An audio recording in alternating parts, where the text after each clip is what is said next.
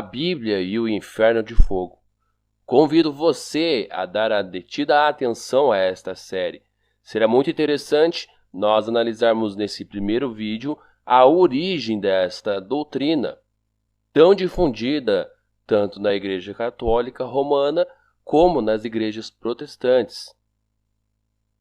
Bem, a História do Inferno, de George Minoes, página 50, ela diz: de todos os filósofos gregos clássicos, o que teve maior influência no conceito tradicional do inferno foi Platão. Platão, ele é o verdadeiro precursor das minuciosas descrições de Dante na Divina Comédia, pois encontramos em Platão, pela primeira vez, não apenas uma concepção do juízo final sobre uma vida eterna ou uma morte eterna, sobre recompensas ou castigos, mas a separação geográfica entre inferno, purgatório e paraíso, bem como as noções horrivelmente concretas de castigos corporais graduados. Não há dúvida de que Platão se apoiava em crenças populares, talvez as tradições órficas e pitagóricas, para suas descrições da vida futura. Assim como a Igreja, quase um milênio depois, poderia escolher então livremente quais das crenças e especulações então prevalentes ela elegeria em dogmas e quais seriam então declaradas heréticas. A distinção entre Platão e seus predecessores estava no fato de ter sido ele o primeiro a tomar a consciência da enorme potencialidade estritamente política inerente em tais crenças. Encontramos certa dificuldade para avaliar corretamente a origem política da doutrina do inferno, pelo fato de que a Igreja muito cedo incorporou ela, em sua versão platônica, no conjunto de suas crenças então dogmáticas. Entre Platão e a vitória secular do cristianismo do século V, que trouxe consigo a sanção religiosa da doutrina do inferno, praticamente não houve discussão importante de problemas políticos, exceto em Aristóteles, que não tivesse como fecho uma intimidação do mito platônico.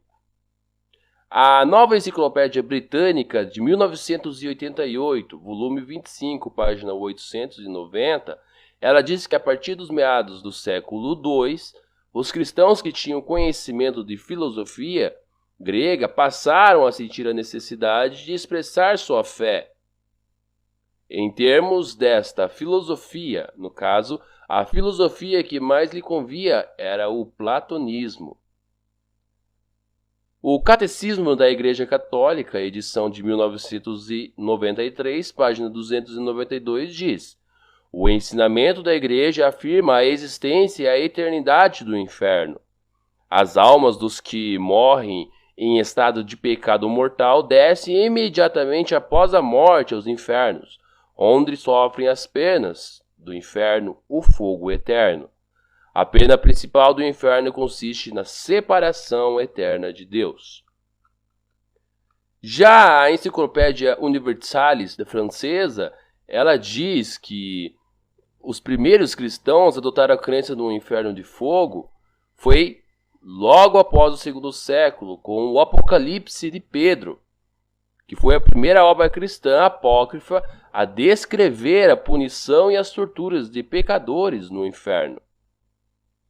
No entanto, os primeiros pais da Igreja, eles discordavam na questão do inferno.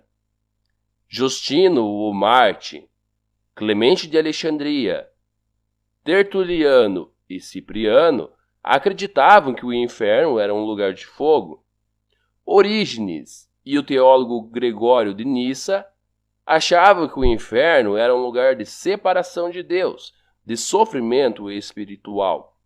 Agostinho de Hipona, por outro lado, sustentava a ideia de que o sofrimento no inferno era tanto espiritual como físico, conceito que passou a ser aceito. O professor J.N. de Kelly, ele diz: por volta do V século, a rigorosa doutrina de que os pecadores não terão uma segunda oportunidade de vida após a morte e que o fogo que os devorará jamais se extinguirá, prevalece em toda a parte. No século XVI, reformadores protestantes tais como Martim Lutero e João Calvino entenderam que o tormento ardente do inferno simbolizava passar a eternidade separado de Deus. No entanto, a ideia do inferno ser um lugar de tormento ressurgiu nos 2 séculos seguintes. O pregador protestante Jonathan Edwards costumava aterrorizar o coração dos colonos americanos do século XVIII com a descrição vívida do inferno. Mas, como mencionado até aqui, em nenhum momento se achou na Bíblia essa crença. Antes, ela se baseia nos ensinos de Platão. No próximo vídeo da série, iremos ver como a palavra latina inferno entrou nas traduções da Bíblia e como esta confusão do entendimento desta palavra foi de fato fundamental para a Igreja Católica, como as protestantes, colocar mais medo ainda em seus adeptos na Idade Média até os nossos dias. Esta é a segunda parte da série de vídeos sobre o inferno de fogo. Será que ele é uma doutrina baseada na Bíblia? Bem, hoje nós vamos estudar um pouco a respeito de como as traduções da Bíblia traduziram a palavra Seol ou Hades. E por que nós encontramos a palavra inferno na Bíblia? Bem, vamos ver então uma passagem da Bíblia que nos ajuda a entender a confusão que muitas Bíblias fazem ao traduzir essas palavras hebraicas e grega. Vamos lá então. Temos aqui a Almeida, Revista e Corrigida. Em Gênesis 37, capítulo 35, capítulo 37, versículo 25, ali no contexto é quando José ele é vendido para o Egito e os seus irmãos falsificam assim a sua morte. Então Jacó diz, na verdade com choro, hei de descer ao meu filho até a sepultura. A Almeida traduziu desta forma. Veja como também a Bíblia israelita, ela traduziu esta passagem. Então ela diz, irei descer para meu filho até a sepultura. Vamos ver agora como a Bíblia judaica traduziu. Descerá à sepultura. A Bíblia de Jerusalém, ela diz, descerá ao Sheol. Então nós temos aqui agora a palavrinha hebraica. A King James também traduz desta forma. Ela diz, descerei ao Sheol. A nova versão, a NVI, nova versão internacional, diz, descerei à sepultura. A Bíblia Pastoral, ela diz, para a morada dos mortos. A Bíblia do Peregrino, descerei ao túmulo em luto. A tradução brasileira, descerei ao Sheol. A Bíblia Vozes, ao reino dos mortos. Mas note como a Bíblia de Matos Soares, que é baseada na Vulgata Latina, que vem a ser traduzida do latim, por Jerônimo, olha só como ela traduziu esta passagem. Descerei para meu filho ao inferno. Será então que Jacó queria ir ao inferno? Estranho, não é mesmo? Bem, vamos então ver como a Bíblia Palavras-Chave ela traduziu esta passagem. Ela coloca a sepultura.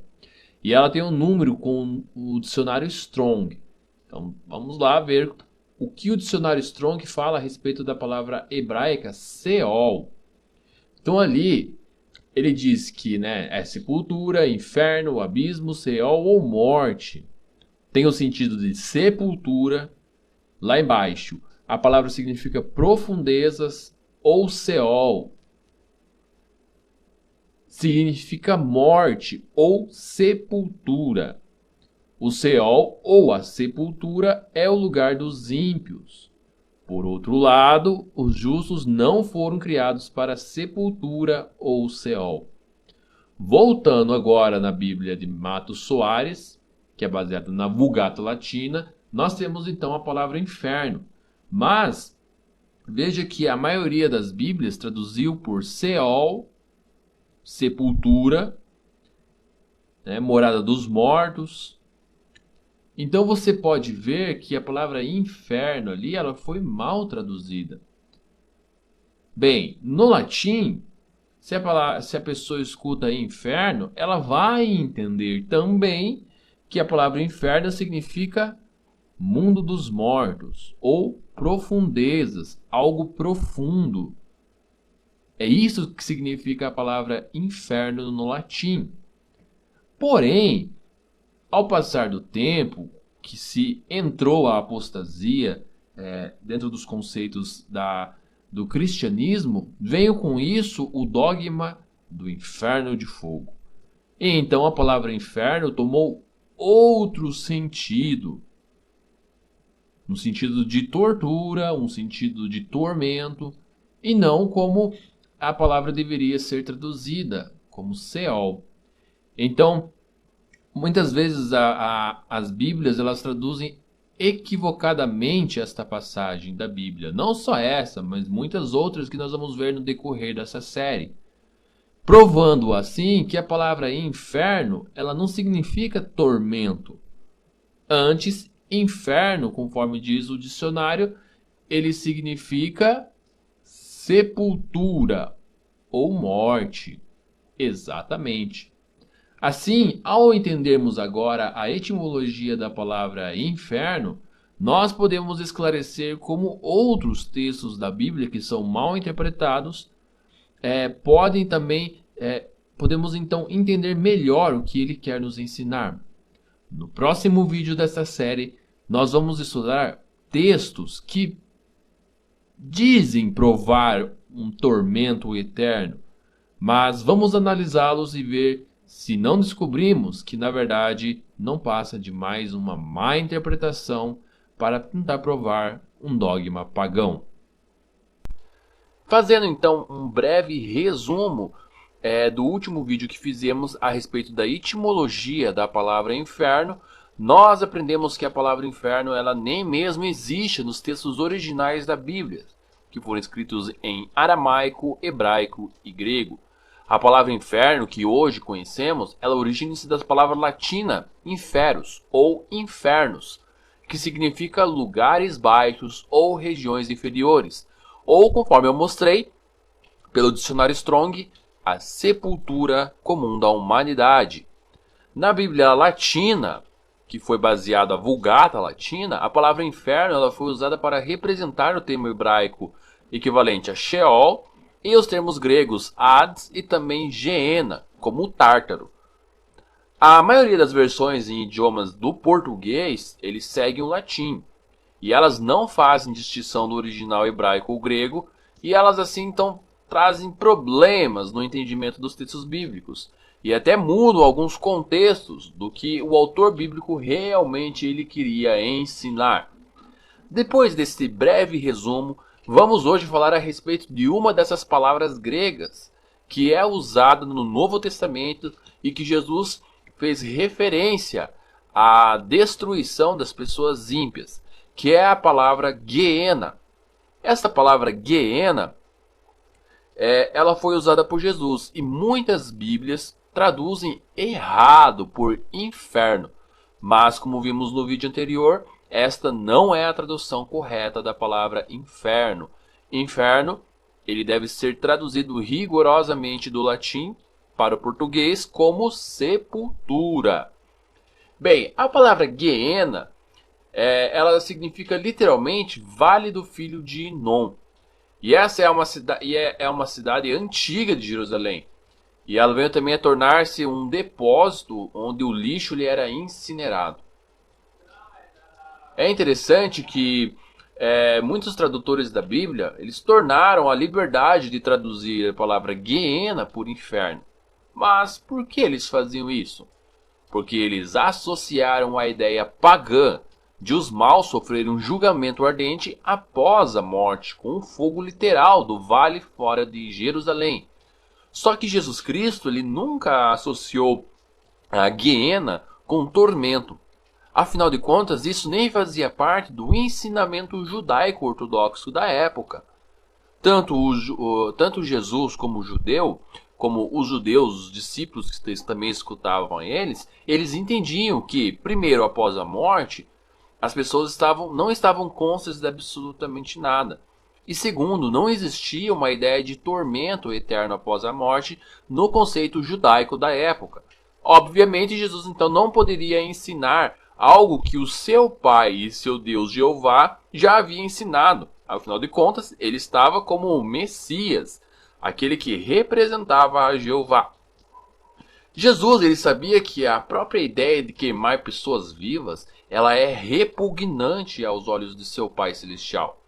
Referindo-se ao uso que se fazia da geena nos dias do profeta Jeremias, e esse é um texto que eu gosto muito de citar em palestras bíblicas, é o texto de Jeremias 7,31, que diz: construíram os altos de Tofete, que está no vale do filho de Enom, ou que está na Guiena, para queimarem no fogo a seus filhos e suas filhas, coisas que eu não havia ordenado e que jamais havia passado em meu coração. Então a ideia de tormento para os mortos, ela não se harmoniza com a personalidade bondosa de Deus, e nem com o claro ensino bíblico de que os mortos eles não estão conscientes de absolutamente nada, conforme diz Eclesiastes 9, 5 e 10. Jesus então ele usou o termo Guiena para simbolizar a destruição total, resultante do julgamento adverso de Deus. Assim, a palavra Guiena ela tem um significado semelhante ao lago de fogo, que é mencionado no livro de Apocalipse. Os dois eles simbolizam a destruição eterna, em que não há esperança nenhuma a respeito de uma ressurreição. Muito interessante nós sabemos isso, não é verdade? Bem, além disso, olha só que interessante o que o periódico católico Commonwealth, onde Joseph Cockjohn ele reconheceu.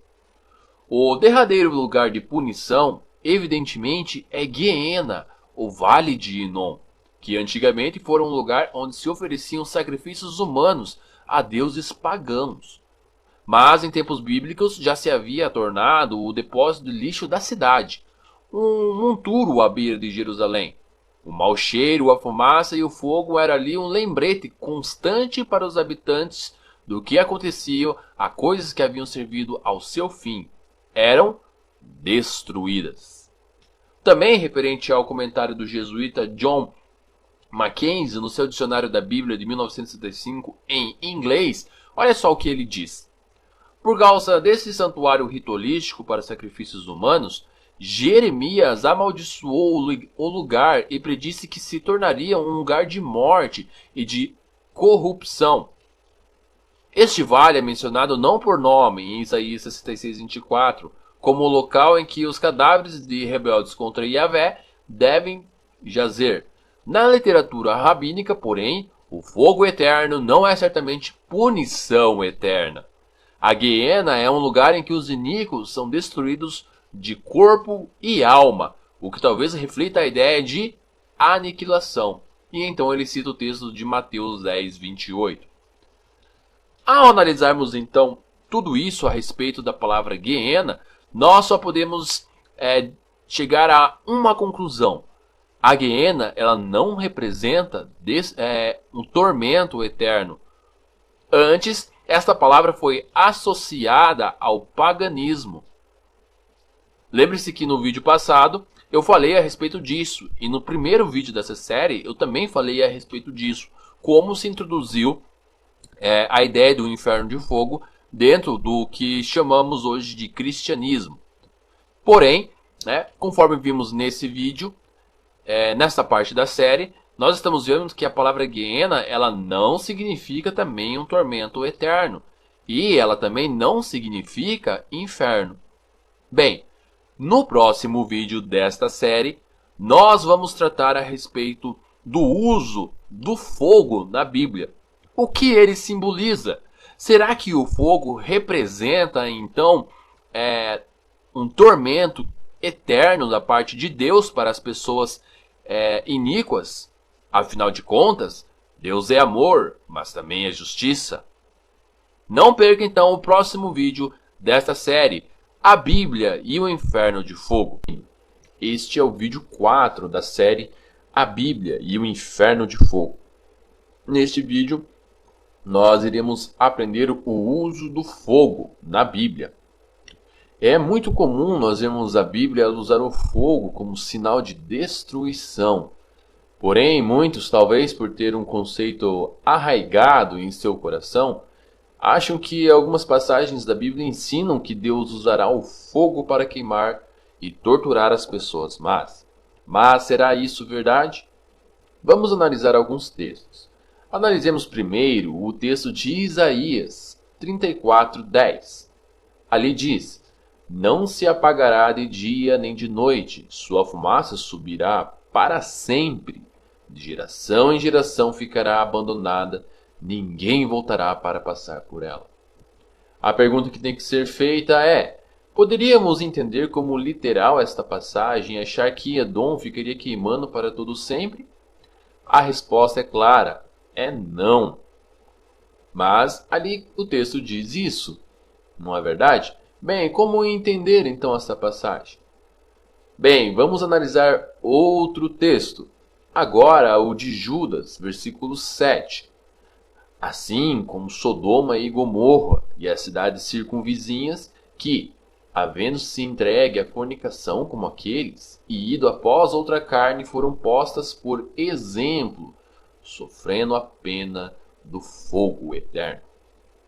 Será que Sodoma e Gomorra estão queimando até hoje? A resposta também é não. Porém, o texto deixa claro que elas foram postas como exemplo do que aconteceria no futuro, referente às mesmas pessoas que têm tal atitude hoje. Assim, quando a Bíblia usa o fogo para exemplificar algo, ela quer passar a ideia do que realmente acontece quando o fogo atinge algo. Ele destrói por completo. Afinal, uma casa ela não fica intacta quando o fogo toma conta dela e a consome. Da mesma forma, quando ele é usado na Bíblia, o fogo ele representa o julgamento de Deus contra algo. E assim representa total destruição. Lembre-se que nós aprendemos no vídeo anterior que, conforme diz Jeremias 7:31, jamais passou no coração de Deus queimar pessoas no fogo. Assim, os dois exemplos citados aqui, tanto o exemplo de Edom como o exemplo da cidade de Sodoma e Gomorra, mostram que o fogo ele representa a destruição completa de algo.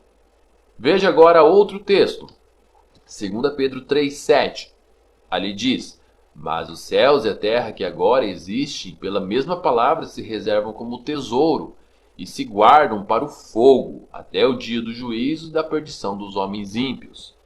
Aqui temos um claro exemplo de como Deus irá destruir as pessoas más. Veja que o texto diz que os céus e a terra. Bem, o que são eles? Vamos analisar o contexto. O versículo 5 diz: eles voluntariamente ignoram isto, que pela palavra de Deus, já desde a antiguidade, veja só, existiram os céus e a terra, que foi tirado da água e no meio da água subsiste. Veja que o céu e a terra que foram destruídos pela água se refere ao governo corrupto que existia naquela época de Noé, e também as pessoas más que se opunham a Jeová. Mas Pedro agora ele destaca que o fogo, como julgamento de Deus, ele está reservado para essas pessoas, pois os governos que hoje existem e as pessoas más também sofrerão um julgamento por meio do reino de Deus. Assim, nós podemos ver como o fogo ele é símbolo de julgamento e destruição total. Afinal de contas, em Daniel 2:44, nós podemos ver a profecia referindo-se ao reino de Deus, onde ele vai esmigalhar e pôr um fim a todos os reinos da terra. Assim, os céus, que representam um reino, e a terra, que representa as pessoas, elas serão destruídas pelo fogo, no sentido de estarem completamente destruídas, não havendo mais oportunidade de terem a vida eterna. Interessante, não acha? Bem, no próximo vídeo desta série nós iremos começar a entender os textos que supostamente provam a doutrina da Trindade. Me desculpe, a doutrina do inferno de fogo. Mostraremos a você que tudo não passa de má interpretação e que essa doutrina não passa de algo pagão que entrou junto com a apostasia no final do primeiro século.